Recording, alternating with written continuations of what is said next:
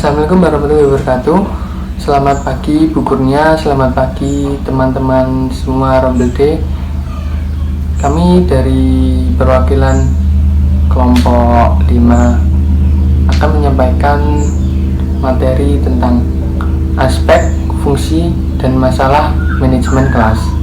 Sebelumnya perkenalkan, nama saya Ragil Kurniawan, 141 81 81 62, dan rekan saya Dina Sri Puspitasari, Nailil Muna Asyaliha, dan Nadia Putri Alfat. Peta konsep. Terdapat 3 peta konsep, yaitu pertama, aspek-aspek manajemen kelas, yang kedua, fungsi manajemen kelas, yang ketiga, masalah manajemen kelas. 7 aspek menurut Umar Hamalik. A. Aspek tujuan instruksional. B. Aspek materi pelajaran. C. Aspek metode dan strategi pembelajaran. D. Aspek ketenagaan meliputi aspek siswa, waktu, tempat, serta perlengkapan. E. Aspek media instruksional. F. Aspek penilaian. G. Aspek penunjang fasilitas. Kemudian materi selanjutnya akan dijelaskan oleh rekan saya, yaitu Dina Sri Puspitasari. Saya persilahkan. Kemudian aspek menurut Louis V. Johnson dan May Bunny. Dalam pengelolaan kelas, yang pertama yaitu sifat-sifat kelas, yang kedua kekuatan pendorong kekuatan kelas, yang ketiga memahami situasi kelas, yang keempat mendiagnosis situasi kelas, yang kelima bertindak selektif, yang keenam bertindak kreatif, yang ketujuh untuk memperbaiki.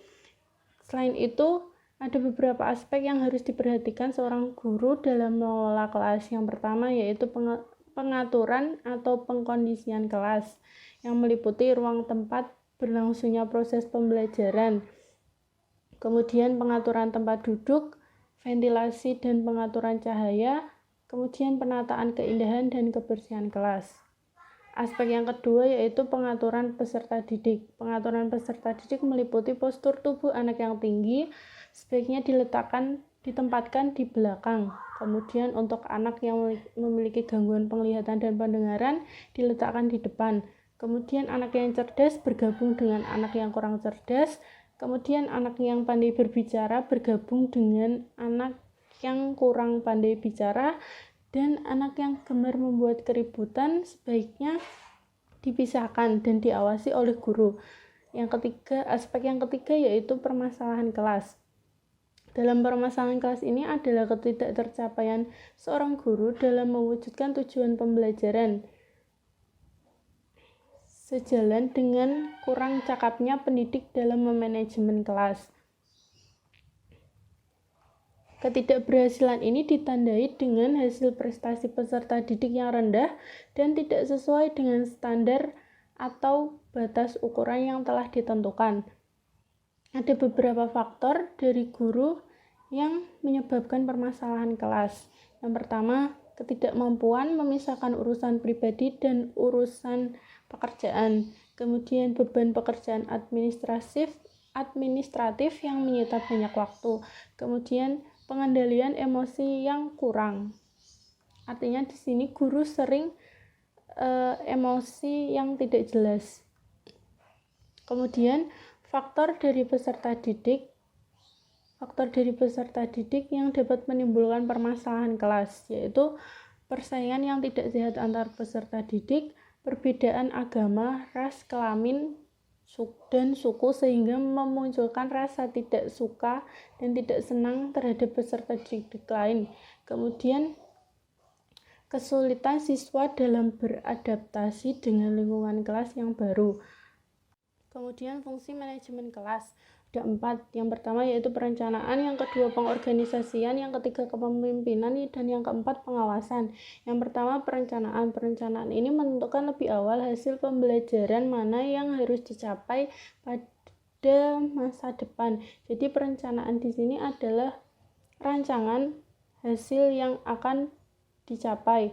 Yang kedua yaitu pengorganisasian. Pengorganisasian yaitu penciptaan mekanisme untuk mengimplementasikan perencanaan yang dibahas sebelumnya. Jadi pengorganisasian ini menciptakan langkah-langkah yang akan dilakukan. Yang ketiga yaitu kepemimpinan. Kepemimpinan menjelaskan apa hasil yang didapat, memberikan instruksi, mendelegasikan tugas, kegiatan pengawasan, menggunakan strategi untuk meningkatkan kinerja peserta didik, melatih disiplin, dan penanganan konflik. Selanjutnya yaitu yang keempat, pengawasan. Fungsi pengawasan ini memeriksa apakah hasil terrealisasi merupakan bagian integral dari perencanaan, tetapi pada saat yang sama kegiatan pengelolaan. Jadi pengawasan di sini adalah memeriksa apakah hasil yang sudah terrealisasi adalah perencanaan sebelumnya yang disusun atau tidak. Selanjutnya adalah fungsi manajemen kelas ditinjau dari analisis masalah. Itu ada dua. Yang pertama, memberi dan melengkapi fasilitas untuk segala tugas. Berarti bahwa aspek manajemen kelas bisa membantu tugas guru untuk menunjukkan kinerja yang lebih baik. Yang kedua, memelihara agar tugas-tugas guru dapat berjalan dengan lancar. Kemudian, tugas yang harus dilakukan guru dalam manajemen kelas antara lain, yang pertama, membantu kelompok untuk membagi tugas. Yang kedua, membantu pembentukan kelompok. Yang ketiga, membantu kerjasama dalam menemukan tujuan-tujuan organisasi. Yang keempat, membantu individu agar dapat bekerja sama dalam kelompok satu kelas. Yang kelima, membantu prosedur kerja. Dan yang keenam, mengubah kondisi kelas. Selanjutnya, masalah-masalah yang ada dalam manajemen kelas itu dibagi menjadi 3. Yang pertama, masalah individual, yang kedua masalah kelompok, dan yang ketiga adalah masalah kategori lain. Assalamualaikum warahmatullahi wabarakatuh. Nama saya Nelmun Asyaliha, NIM 140141815 dari kelompok 5 sebagai pemateri keempat akan menyampaikan slide ke-12 sampai dengan slide ke-14. Nah, di sini saya akan menjelaskan tentang masalah individual. Yang pertama, penggolongan masalah individual ini didasarkan atas tanggapan dasar bahwa tingkah laku manusia itu mengarah pada pencapaian suatu tujuan. Dan jika seseorang individu itu gagal mengembangkan rasa memiliki dan rasa dirinya berharga, maka dia akan bertingkah laku yang menyimpang. Yang pertama, attention getting behaviors atau pola perilaku mencari perhatian. Seorang siswa yang gagal menemukan kedudukan dirinya secara wajar dalam suasana hubungan sosial yang saling menerima, biasanya bertingkah laku mencari perhatian orang lain. Tingkah laku destruktif pencari perhatian yang aktif dapat dijumpai pada anak-anak yang suka pamer, melawak, membuat onar, memperlihatkan kenakalan, dan terus-menerus bertanya. Singkatnya, tukang rewel. Tingkah laku destruksi pencari perhatian yang pasif dapat dijumpai pada anak-anak yang malas atau anak-anak yang terus-menerus meminta bantuan orang lain. Selanjutnya, power seeking behaviors atau pola perilaku yang menunjukkan kekuatan atau kekuasaan. Nah, tingkah laku ini mencari kekuasaan sama dengan perhatian yang destruktif tetapi lebih mendalam. Pencari kekuasaan yang aktif suka mendekat, berbohong, menampilkan adanya pertentangan pendapat, tidak mau melakukan yang diperintahkan orang lain, dan menunjukkan sikap tidak patuh secara terbuka. Lalu pencari kekuasaan yang pasif itu tampak pada anak-anak yang amat menonjolkan kemalasannya sehingga tidak melakukan apa-apa sama sekali. Anak-anak ini sangat pelupa, keras kepala, dan secara pasif memperlihatkan ketidakpatuhan.